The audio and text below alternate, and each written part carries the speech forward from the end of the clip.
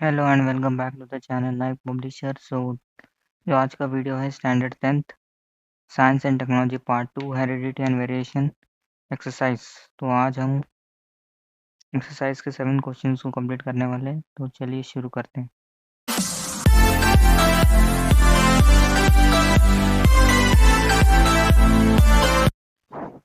First question है complete the diagram. Question है morphological evidences of evolution. First one दिया है morphological similarities in bone structure. तो answer है vestigial organs and under develop और useless organs. ठीक है, क्वेश्चन नंबर सेकंड पे चलते हैं। एक जनरल सा बेसिक सा इंफॉर्मेशन दे देते हैं इस लेसन के बारे में। तो इस लेसन में टोटल 6 एविडेंसेस है।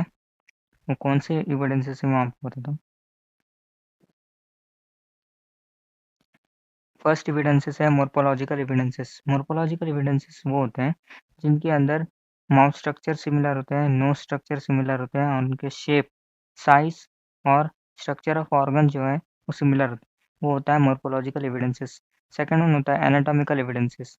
एनाटॉमिकल एविडेंसेस वो होते हैं जिनके अंदर बोन्स और बोनी जॉइंट्स ऑर्गेनिजम्स के, बहुत सारे ऑर्गेनिजम्स के बोन्स और बोनी जॉइंट्स सिमिलर होते हैं, तब उनको एनाटॉमिकल एविडेंसेस कहते हैं। थर्ड वन है वेस्टिजियल ऑर्गन्स, अंडर डेवलप और यूजलेस ऑर्गन। जब हम किसी ऑर्गन्स को बहुत सालों तक यूज नहीं करते तो वो अंडर डेवलप या यूजलेस ऑर्गन हो जाते हैं। For example tail bone, coccyx या अपेंडिक्स। फोर्थ वन है पैलेंटोलॉजिकल एविडेंसेस। पैलेंटोलॉजिकल एविडेंसेस वो एविडेंसेस हैं जिनके हम मतलब कि जो एज ऑफ फॉसिल्स और उनके एनिस्टर्स के बारे में इंफॉर्मेशन निकाल सकते हैं कार्बन डेटिंग मेथड्स के यूज करके। उन फॉसिल्स को हम बोलते हैं पैलेंटोलॉजिकल एविडेंसेस। फिफ्थ वन है कनेक्टिंग लिंक। ये वो एनिमल्स होते हैं जो डिफरेंट कैरेक्टर शो करते हैं ताकि वो दो डिफरेंट ग्रुप्स को रिलेट कर सके या सो कनेक्ट कर सके, उन्हें बोला जाता है connecting link. Fifth sixth one है एम्ब्रोलॉजिकल एविडेंसेस। एम्ब्रोलॉजिकल एविडेंसेस वो होते हैं, तब अराइज होता है जब बहुत सारे वर्टिब्रेट्स के जो एम्ब्रो है, मतलब डेवलपिंग स्टेज में जो एम्ब्रो है सिमिलर देखते हैं, तब उन सब वर्टिब्रेट्स के एम्ब्रोस को बोला जाता है एम्ब्रोलॉजिकल एविडेंसेस। ठीक है, क्वेश्चन नंबर सेकंड की तरफ बढ़ते हैं। क्वेश्चन नंबर सेकंड है read the following statement and justify the statement in your own words. First question है human evolution began approximately 7 crore years ago. Question है कि मतलब जो ह्यूमन इवोल्यूशन है वो अप्रॉक्सीमेटली मतलब 7 करोड़ साल पहले ही शुरू हुआ था। वो कैसे है वो देखते हैं। Last dinosaur appeared approximately 7 crore years ago, and from there it was speculated that the monkey-like animals were evolved from common ancestors like modern lemurs. The tails of these monkey-like animals in Africa were speculated to disappear approximately 4 crore years ago with the enlargement of brain and use of hands for other purpose that resulted in the evolution of ape-like animals. The gorillas and chimpanzees were evolved 2.5 crore years ago, where the ape-like animals started to use their hands for eating and for other purpose, which evolved 2 crore years ago. The bones of these ape-like animals develop in a such way that they start to stand in an erect posture, leading to the evolution of first human-like animal. Therefore, it is said that human evolution began approximately 7 crore years ago. तो answer ये है कि जो last dinosaur है वो 7 करोड़ साल पहले उन्हें देखा गया था, उसके बाद वहाँ से दिखे ही नहीं, वो एक्सटिंक्ट हो गए। फिर ऐसा स्पेक्युलेटेड मतलब ऐसा अंदाज लगाया जाता है कि जो ये मंकी लाइक एनिमल्स हैं उसके बाद इवॉल्व होने लगे मॉडर्न लेम्योर्स से, कॉमन एनेस्टर मॉडर्न लेम्योर्स से।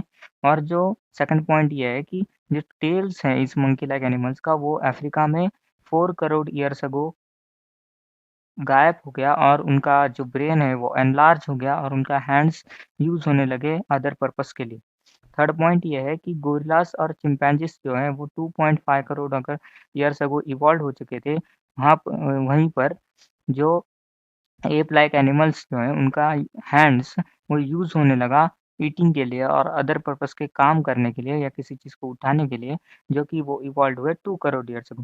फोर्थ पॉइंट है कि जो बोन्स हैं, इस बैकबोन है, वर्टिब्रल कॉलम जो है ह्यूमन का, वो इस मंकी लाइक एनिमल का वो इस तरह से इवॉल्व हुआ कि वो monkey like animal stand erect position में स्टैंड होने लगे। तो इसके कारण वहाँ से कहा जाता है कि जो फर्स्ट ह्यूमन लाइक एनिमल जो है वो अप्रॉक्सिमेटली 7 करोड़ ईयर्स अगो चालू हुआ था। नेक्स्ट क्वेश्चन, तो नेक्स्ट क्वेश्चन है, geographic and reproductive isolation lead to the speciation. ठीक है, ज्योग्राफिक और रिप्रोडक्टिव आइसोलेशन के कारण स्पेसिएशन होता है। स्पेस को आंसर है, speciation is a formation of new species of a organism from earlier ones as a proof of evolution. Each species grows in a specific geographical conditions and hence have a specific type of habit, type of food, reproductive ability, etc. Geographic isolation occurs when a population of organism is separated into two or more groups by geographical barriers such as rivers, etc. Thus exposing organism to different geographical conditions leading to the speciation. Reproductive isolation of organism is brought by genetic variation which generally lead to speciation. ठीक है, answer क्या है? Question था कि geographic और reproductive isolation जो है वो स्पेसिएशन को लीड करता है। तो आंसर यह है कि जो स्पेसिएशन जो है, फर्स्ट पॉइंट, स्पेसिएशन जो है वो formation of new species form होते हैं अर्लियर वन से एज अ इवोल्यूशंस के कारण न्यू स्पीसीज फॉर्म होते हैं अर्लियर वन से, उन्हें स्पेसिएशन बोला जाता है। सेकेंड वन, जो अलग ऑर्गेनिजम्स हैं, हर ऑर्गेनिज्म अलग ज्योग्राफिकल कंडीशंस में ग्रो होता है और उसकी एक स्पेशल टाइप की हैबिट होती है, reproductive food type of food होता है और उसकी रिप्रोडक्शन की एबिलिटी, रिप्रोडक्शन की जो पीरियड है वो भी अलग होता है। थर्ड पॉइंट ये है कि ज्योग्राफिकल आइसोलेशन तब होता है जब एक ऑर्गेनिज्म का ग्रुप एक दूसरे से अलग हो जाता है ज्योग्राफिकल बैरियर्स के कारण और वो अलग-अलग ज्योग्राफिकल कंडीशंस में रहकर उनकी स्पेसिएशन होती है, मतलब वो नया ऑर्गेनिजम्स प्रोड्यूस करते हैं।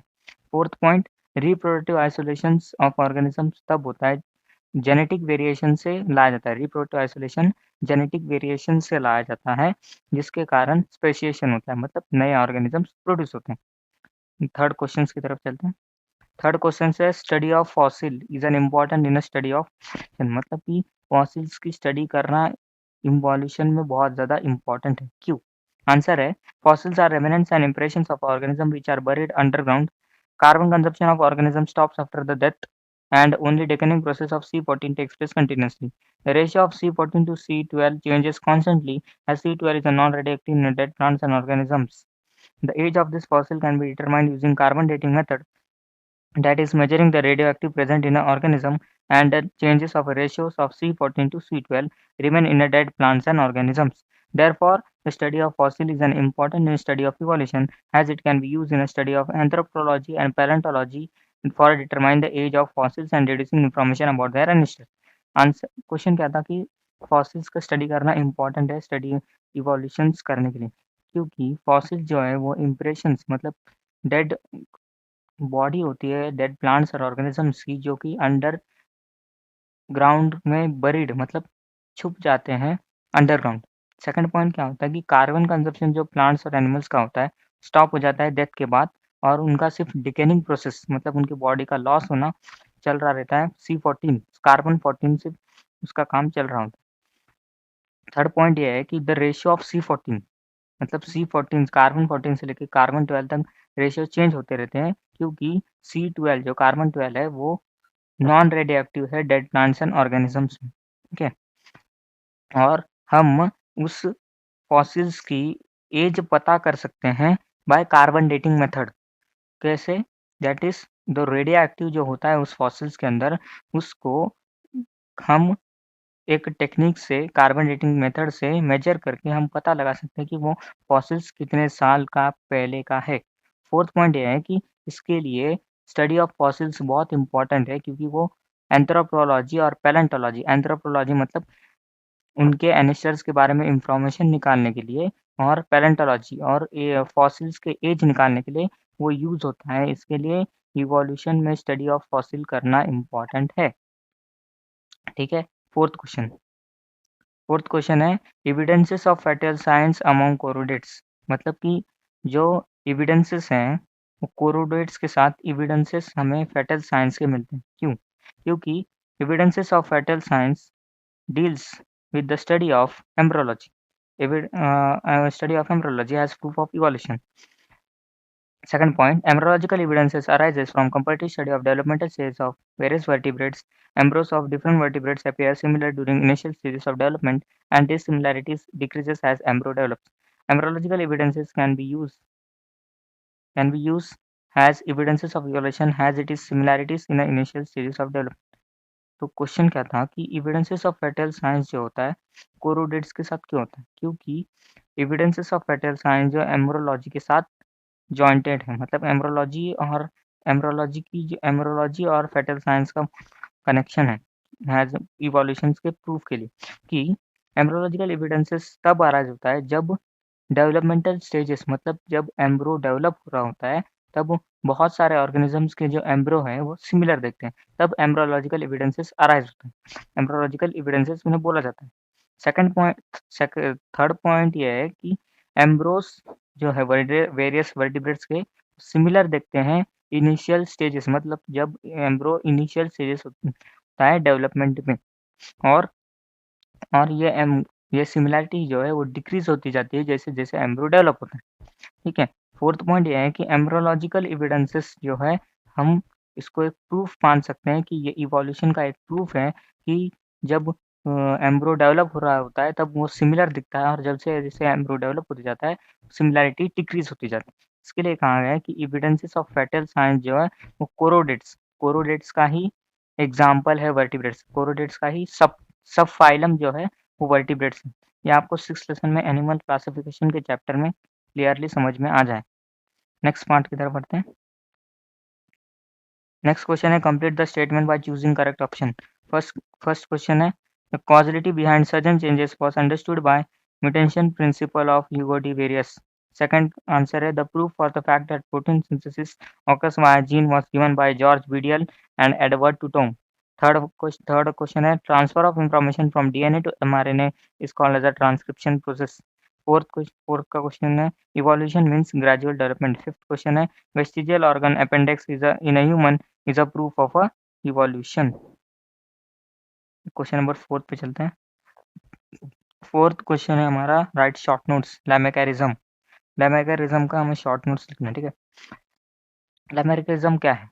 Lamarckianism is a theory of inheritance of acquired characters given by John Baptist Lamarick. According to this theory, the morphological evidences occurs in a living organism as a proof of evolution. Third point, morphological evidences occurs in a living organism due to the specific activities or laziness of an organism. Fourth point, for example, browsing habits on leaves of tall plants have caused the neck of giraffe to become long. Second example, frequent hammering habit of ironsmith has made the shoulders of ironsmith to become strong. Third, and unusing the wings have made the wings of emu birds weak. Fourth point, the legs of swan and duck has become useful for swimming due to the living in water. Burrowing habits of snake has made their legs. तो इसका answer क्या है? लैमेरिज्म एक theory of inheritance acquired characters का एक theory है जो हमें जॉन बैप्टिस्टाई लैमेरिक ने दी थी। सेकंड पॉइंट ये बोलता है कि जो इस थ्योरी के हिसाब से मॉर्फोलॉजिकल कैरेक्टर्स जो ह्यूमन ऑर्गेनिजम्स में होते हैं वो इवोल्यूशन का प्रूफ है।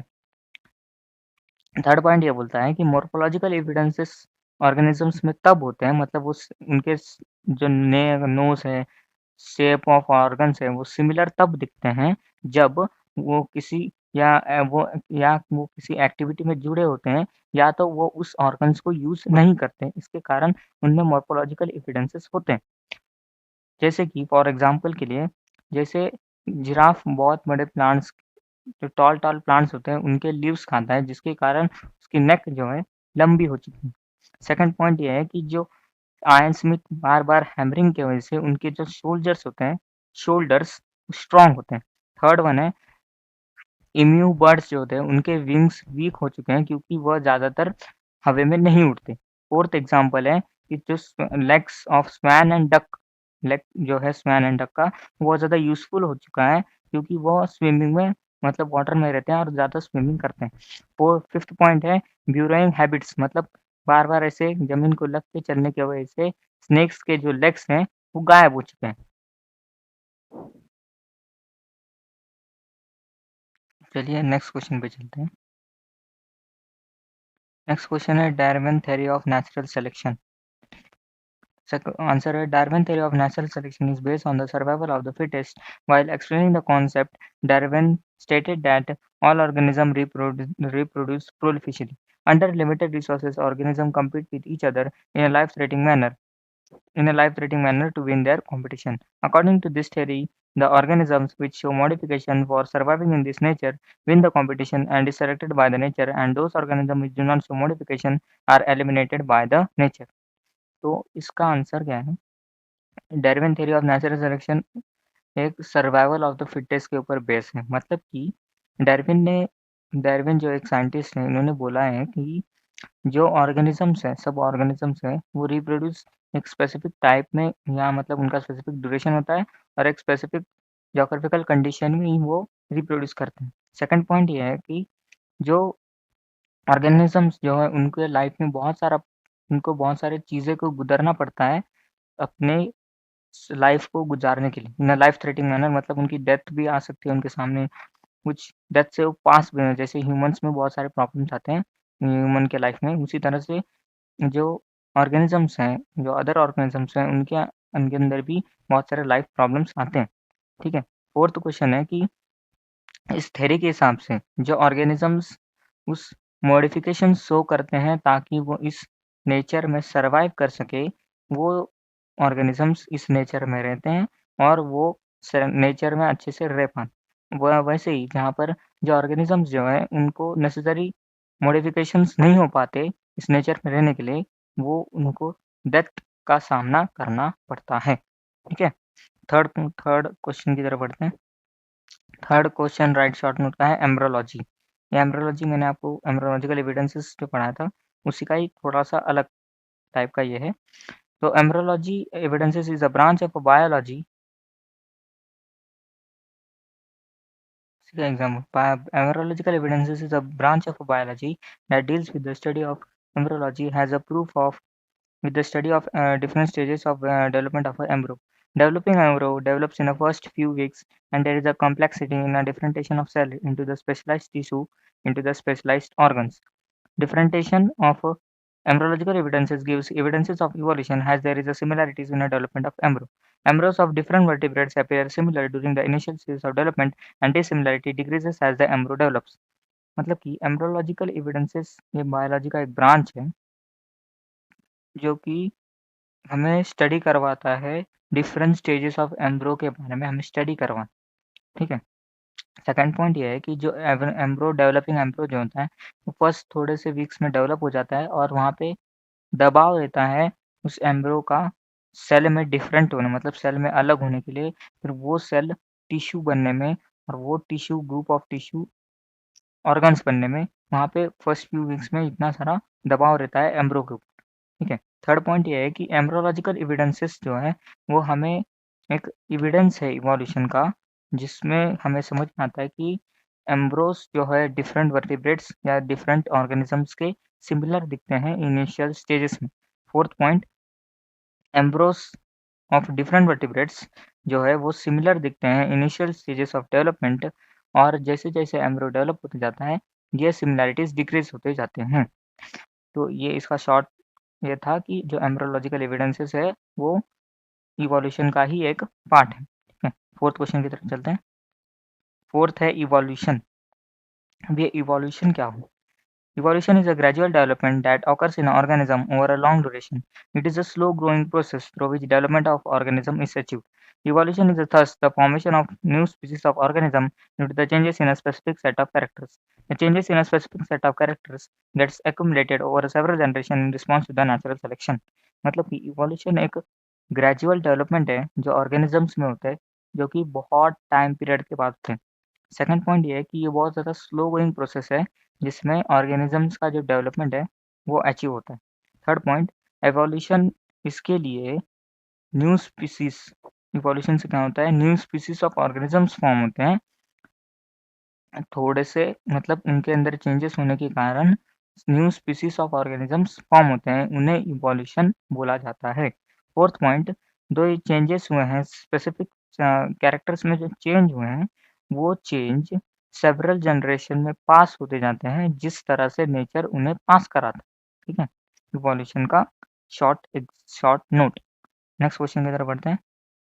फिफ्थ वन है कनेक्टिंग लिंक। कनेक्टिंग लिंक एक एविडेंसेस है, याद रखिए। तो क्या है connecting link? Connecting link are those animals and plants whose whose show different modifications so they can be related to the different groups of organisms. Peripatus is a connecting link between Annelida and Arthropoda. It has the characters of Arthropoda like segmented body, thin cuticle, and Parapodia like organs, where it has Annelida like characters like a gradual respiration, open circulatory system.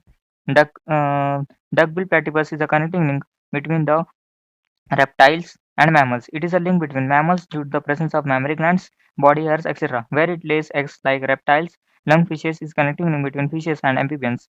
Lungfishes perform respiration through lungs even though it is a fish. Connecting link का एक answer दिया है कि connecting link वो plants और animal जो होते हैं वो डिफरेंट मॉडिफिकेशन शो करते हैं ताकि वो टू डिफरेंट ग्रुप्स को रिलेट कर सके। ठीक है।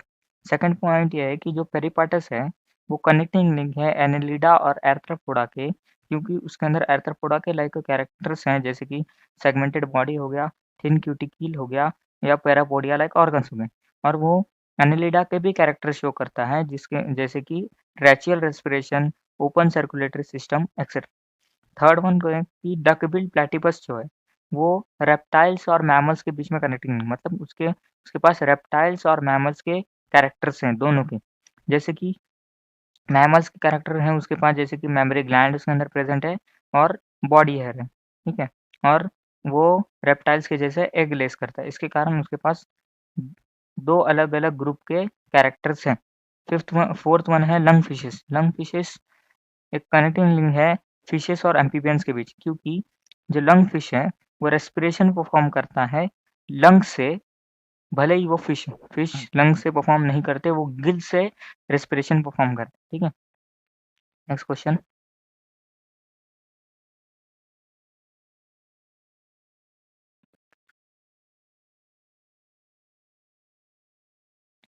तो फिफ्थ क्वेश्चन है define heredity, explain mechanisms of heredity changes. तो हेरिडिटी क्या है इसके बारे में एक्सप्लेन करना है और मैकेनिज्म्स क्या है हेरिडिटी के वो हमें एक्सप्लेन करना है।